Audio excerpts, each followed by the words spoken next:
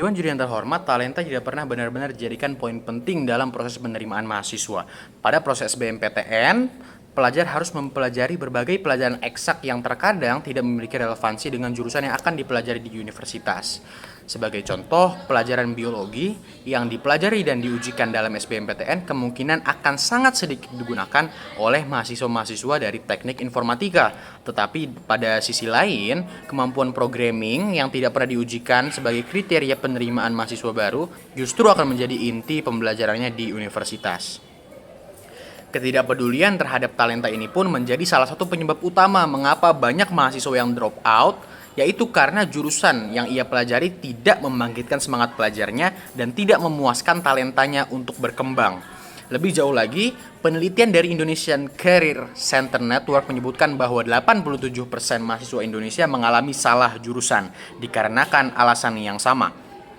Berangkat dari latar belakang ini, kami dari tim pemerintah mendukung sepenuhnya mosi debat dan akan menyediakan solusi bagi permasalahan ini, yaitu penerimaan mahasiswa baru hanya didasarkan pada tes talenta bawaan, bukan dari hasil nilai maupun tes akademik.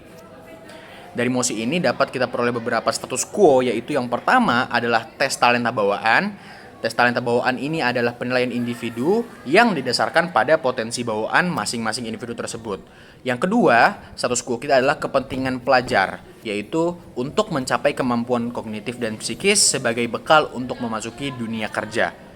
Yang ketiga adalah kepentingan atau interest universitas, yaitu untuk merekrut mahasiswa baru, menciptakan iklim pembelajaran yang ilmiah dan kondusif, serta memberikan kontribusi penelitian kepada masyarakat. Yang keempat adalah kepentingan atau tujuan dan interest negara, yaitu untuk mengurangi angka kemiskinan, pengangguran dan kriminalitas, serta meningkatkan efektivitas industri dan bisnis. Maka dari itu kami dari tim pemerintah akan membawakan mekanisme dari tes talenta bawaan ini. Tes talenta bawaan ini akan melakukan dua hal. Yang pertama adalah menemukan minat, bakat, talenta, dan potensi pelajar. Dan setelah talenta ini ditemukan, maka tes talenta bawaan ini juga akan mengukur potensi kesuksesan seorang pelajar apabila menekuni talentanya, yang mana dalam maksud ini adalah semakin potensial bahwa seorang pelajar akan menjadi sukses ketika menekuni talentanya, akan semakin mungkin pelajar tersebut dapat diterima pada program studi universitas terkait.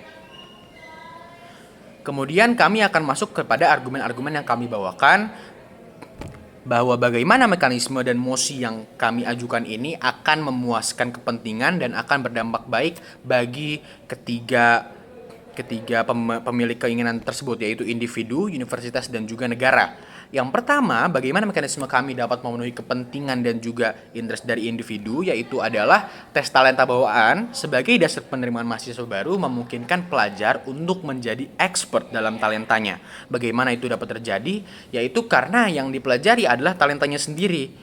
Karena yang dipelajari adalah talentanya sendiri, maka pelajar akan dapat menghemat usaha dan effort yang ia keluarkan dalam mencerna dan berkontribusi dalam pembelajaran. Dalam fenomena hari ini banyak mahasiswa yang kesulitan untuk belajar karena pada dasarnya ia tidak memiliki talenta ataupun minat pada bidang tersebut. Dengan lebih sedikit usaha yang dikeluarkan, sisa tenaga dan pikiran para pelajar ini dapat digunakan untuk membangun kemampuan di luar akademik yang akan berguna nantinya dalam dunia kerja, seperti leadership, public speaking, communication, marketing, dan lain-lain. Kemudian argumen saya yang kedua yaitu adalah bagaimana mekanisme ini dapat bermanfaat bagi universitas. Universitas ingin menciptakan iklim pembelajaran yang efektif dan antusias dengan talenta ini. Pada kenyataannya hari ini bahwa banyak proses pembelajaran yang menjadi ajang persaingan antar pelajar untuk mendapatkan posisi di dunia kerja. Adalah ajang persaingan untuk siapa yang lebih baik, adalah ajang untuk persaingan siapa yang dapat memikat perhatian dari dosen sehingga mendapatkan IPK yang lebih tinggi. Dengan talenta bawaan ini diharapkan bahwasanya proses pembelajaran dapat diorientasikan untuk tujuan-tujuan perkembangan ilmiah yang nantinya akan mewujudkan suasana belajar yang kondusif, karena setiap mahasiswa, setiap pelajar akan belajar sesuai dengan talentanya dan akan menjadi antusias terhadap apa yang ia pelajari. Kemudian yang terakhir adalah bagaimana mekanisme kami akan bermanfaat bagi negara. Tes talenta akan meningkatkan efektivitas industri dan bisnis secara signifikan karena pekerja yang ada di bisnis yang notabene merupakan lulusan dari universitas ataupun mahasiswa akan bekerja pada bidang yang memang ia tekuni dan ia memiliki talenta dalam bidang itu. Sehingga ketika ia memiliki talenta dalam bidang itu, sehingga ia memiliki talenta dan kemauan untuk bekerja di bidang itu, maka ia akan dapat memanfaatkan potensi terbaiknya untuk bekerja dan yang pada akhirnya akan menciptakan iklim industri yang lebih efektif dan juga bergerak dengan cepat.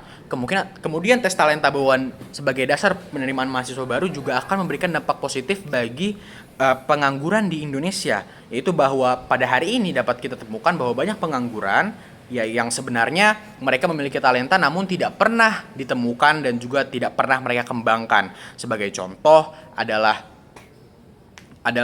satpam yang sebenarnya mereka dapat menjadi polisi apabila mereka tahu bagaimana caranya dan bagaimana bakat mereka.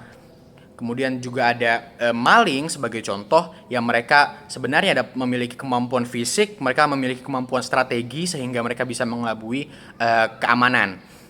Dari talenta-talenta ini yang tidak pernah ditemukan dan dikembangkan dengan tes talenta bawaan sebagai dasar penerimaan mahasiswa baru, diharapkan bahwasanya tingkat pengangguran ini akan menyusut yang akan berujung pada tingkat kriminalitas di Indonesia yang juga akan menurun. Dengan begitu Indonesia akan menjadi negara yang lebih aman dengan ekonomi yang lebih stabil dan juga inovasi industri yang lebih cepat. Begitulah argumen yang ingin saya sampaikan. Terima kasih.